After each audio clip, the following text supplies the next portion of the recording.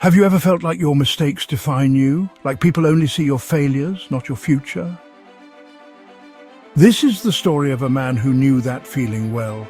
A man who lived in shadows of shame, scorned by his neighbors, dismissed by his community. A man who, by all appearances, had wealth and power, but inside was starving for hope. His name was Matthew.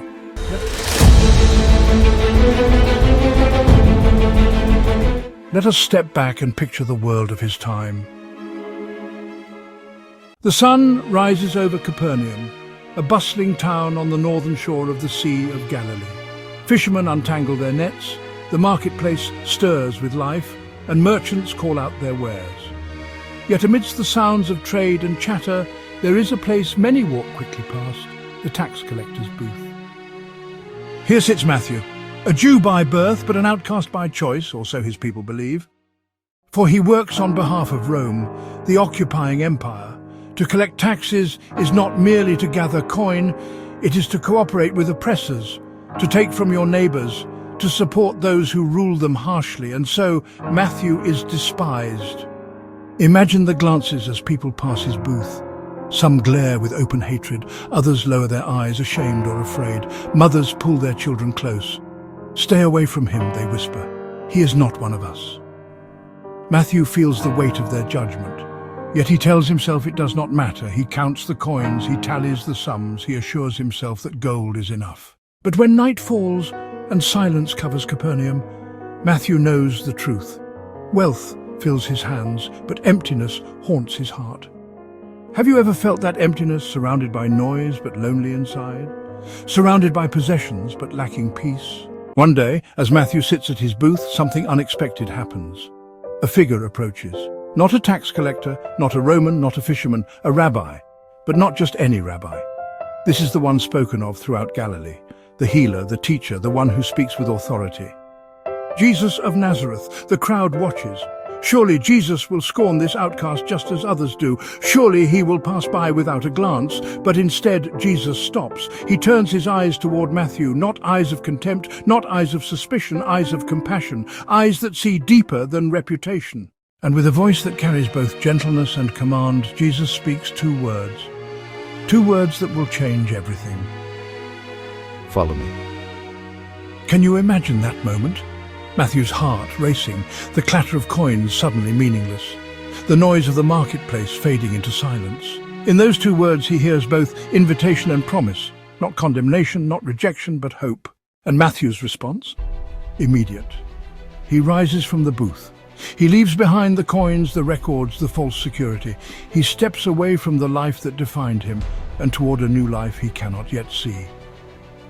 What would it mean for you today if Jesus looked at you in your brokenness, in your failures and said, "Follow me"? Would you rise?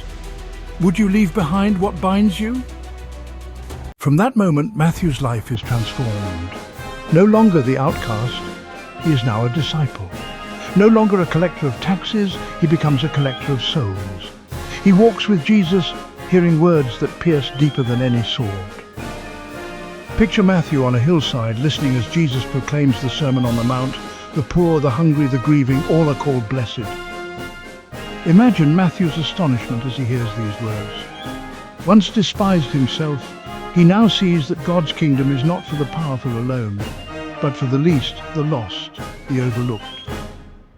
Picture him at the lakeshore, watching loaves and fishes multiply in Jesus' hands, feeding thousands. Picture him at the bedside of the sick, seeing healing come with a touch.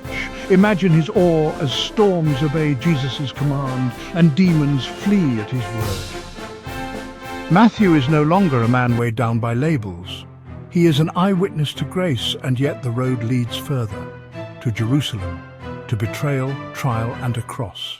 Imagine Matthew's sorrow as he sees his master condemned. Imagine the shattering silence of the tomb. But then imagine the joy when the stone is rolled away. Matthew, once hopeless, now beholds the risen Lord.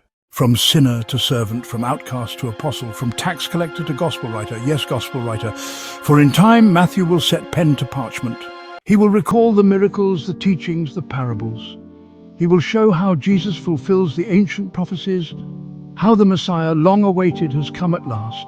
His words will form the very first book of the New Testament, words that echo across centuries, words that reach us still. Consider this. The man once rejected by his people becomes the one through whom millions have met Christ. The one despised becomes the one remembered. The one defined by greed becomes the one who teaches us to pray, Our Father who art in heaven. This is the power of transformation. This is the grace of God. So what does Matthew's story mean for us? First, no one is beyond Jesus' reach. Your past mistakes, your reputation, your shame, none of these disqualify you from his call. Second, Jesus calls the ordinary. He is not looking for perfection, but for willingness. Third, transformation is not private, it leads to mission. Matthew did not simply walk with Jesus, he shared him with the world. Where is Jesus calling you today? What is he asking you to leave behind? What new life is he inviting you into? Matthew's journey did not end in Galilee. Tradition tells us he traveled far, proclaiming the gospel to nations, enduring hardship, even facing martyrdom. His final breath was not in despair, but in faith, still following the one who once said, "Follow me." And now, across centuries, Matthew speaks to us, not with his voice, but with his witness. He tells us, you are not defined by your past, you are defined by Christ's call. Pause now, take a breath. Imagine Jesus standing before you, his eyes upon you, his voice speaking gently but firmly, "Follow me." What will your answer be?